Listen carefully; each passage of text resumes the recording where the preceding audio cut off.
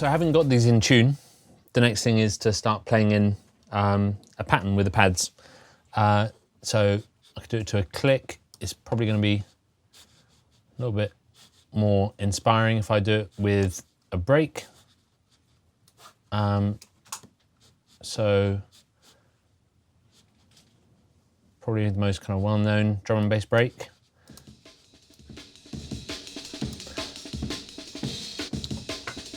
So I'll just stick that onto the track.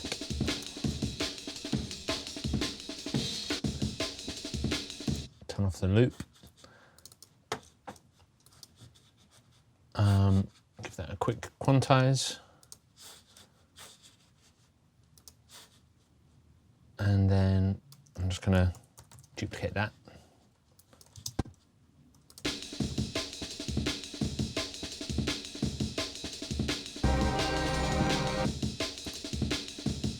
Cool. All sounds a bit rough at the moment, obviously, but hopefully it will start to come together.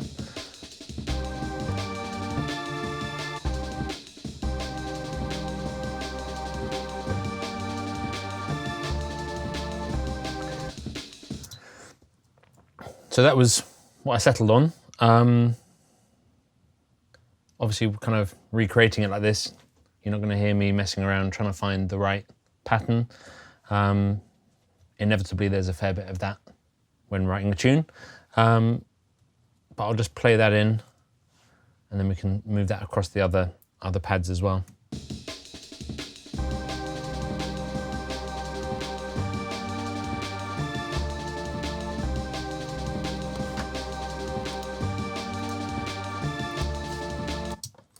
Okay, let's just check that. Give that a quantize. Okay, so we can try building up that pad then.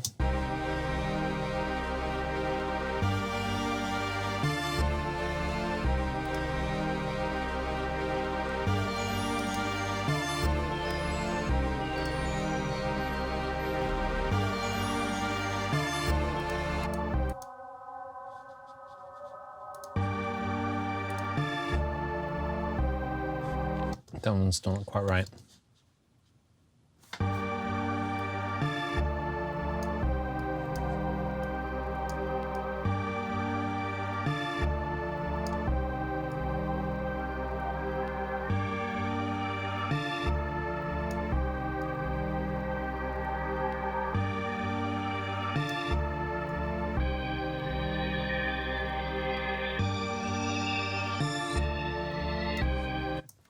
Sometimes the kind of wrongness is what makes these things work. So it's not always worth spending hours kind of laboring over getting these things absolutely perfect. One of the things that I tend to like about these kind of pads, especially when they're built up from multiple elements that have come from different places, you know, some of them sampled from records, some of them from sample packs, they're always going to be a little bit out of tune. And things like this one, that sounds kind of rubbish at the moment.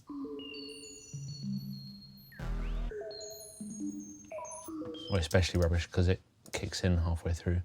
But one of the things I like about that kind of element is that it adds a bit of randomness to the part.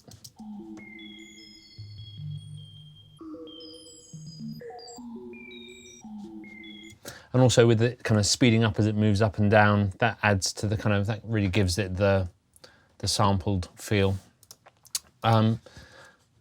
So working through, generally with these kinds of elements, I'll get rid of everything that you don't need from the sound and focus on what I do want. So with a lot of these, that'll be getting rid of the low end, focusing on the high end. And then there's the one at the bottom, number 5, that's got all the low end information. You can see it on the spectrum on the EQ here.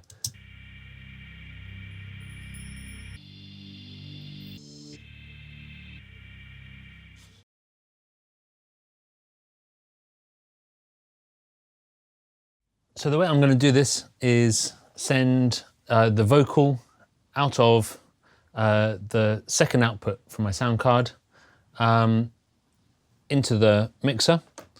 I then have the space echo attached as an auxiliary send from the mixer. Basically, it's a pre-fade send, which means that even if the fader levels are down at nothing, the signal will still come through to the effect. And the reason I do that rather than kind of connecting it directly to the effect is so that I can connect other things in the studio to the space echo. Otherwise, I guess I could just hardwire the output, the second output, into the space echo. The signal will go into the space echo, then come back into this mixer, completely wet. The mixer is then connected to the inputs on my Prism interface, and then it'll get recorded back into Cubase. So it's a bit of a long-winded way to do what you could do with a single plugin, but hopefully you'll hear that the space echo adds its own kind of character to the sound.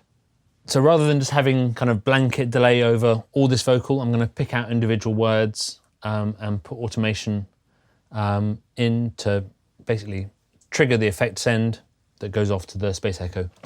So pick out the words. Way back in the warehouse days of glory, we used to party till the break of dawn. Those happy days still remain in my mind. So I'll get one on mind as well. In my mind. It's not quite right. In my mind. In my mind. Those happy days. And then I'm just going to pick up that last bit. Those happy days.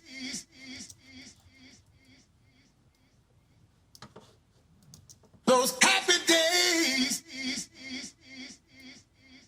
Wait, those happy days.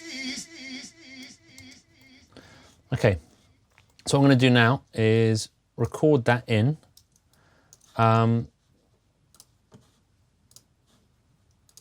But I'm going to control the intensity on the space echo. So what you'll see is as the intensity goes up, it starts to really kind of feedback, overdrive, saturation, all that kind of good tape stuff. I'm also going to turn down on here the bass. So we've got a tone control, bass and treble. Leave the treble turned up, turn the bass down a bit, and see how that works.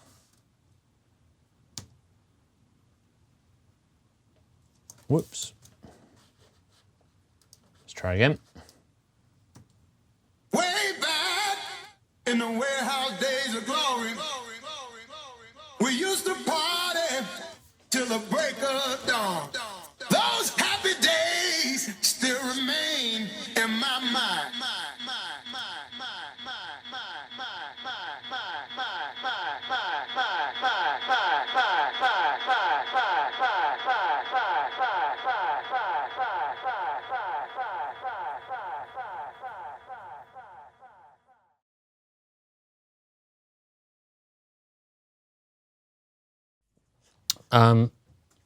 And the bass I used on this is pretty simple, to be honest. It's just an 808 kick, which I need to get into tune. So that's proper pitch.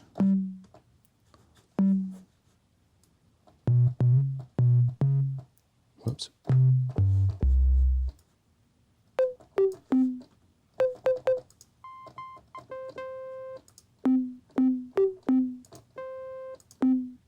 It's just a bit flat.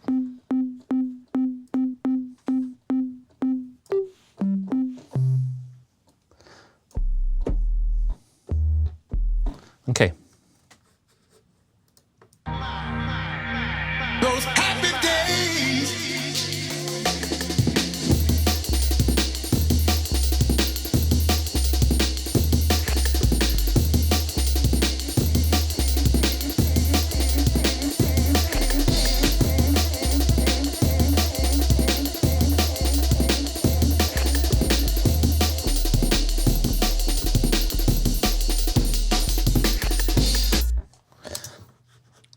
So, it's as easy as that. It's a fairly straightforward bass line, but given that there's kind of lots of elements of this tune that are quite jungly, it made sense for it to be an 808 kick and for it to be a fairly repetitive, fairly simple bass line. So I'm just going to quantize that because it will be one key.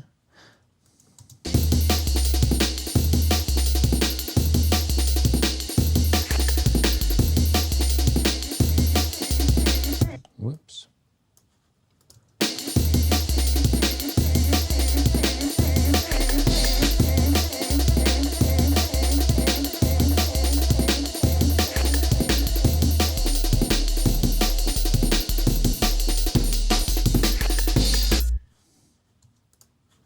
Okay, that will work. So that's really just kind of dropped in with no processing really, it's just kind of tuned.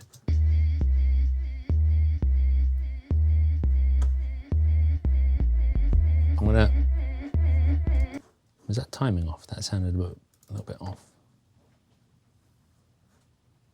No, it's all right. I'm gonna low pass that a little bit.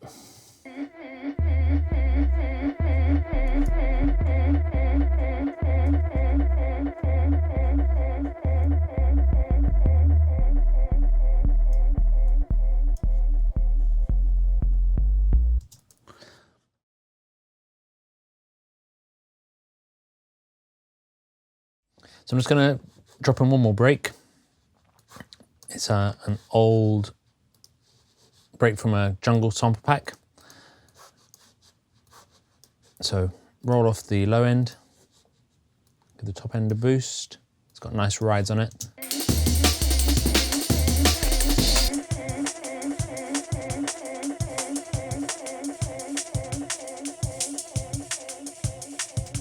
We're still getting the kick through because that's going through on a separate channel.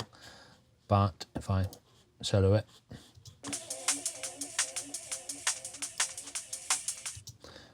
there we go. And then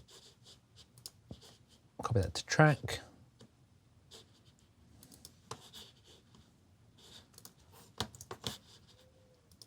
Quantize.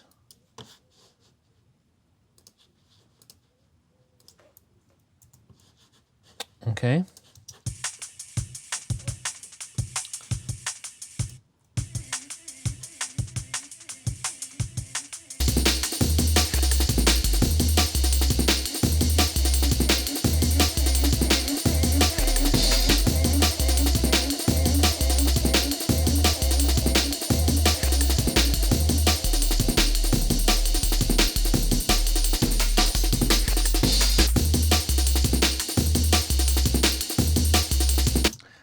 Okay.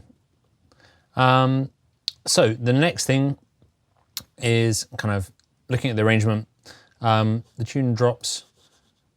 I've high passed this out, but I have a feeling that actually it should stay in on the drop, but filtered up a bit. So I'm just going to roll the low end off. So that's my high pass filter automation.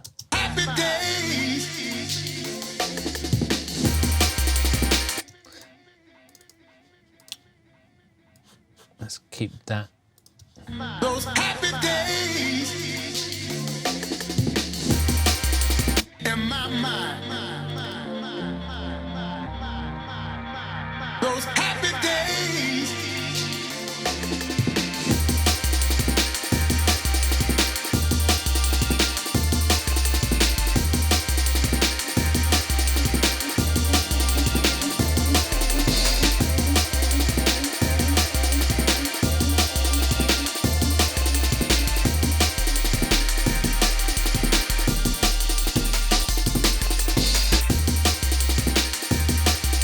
Tweaking the mix to get that balance right.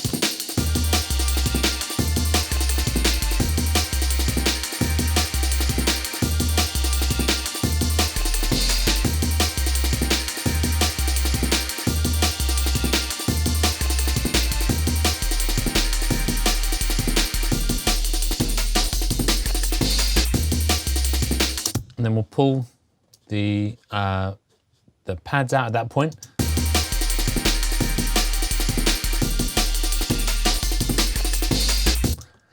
And use the vocal at that point to carry the arrangement.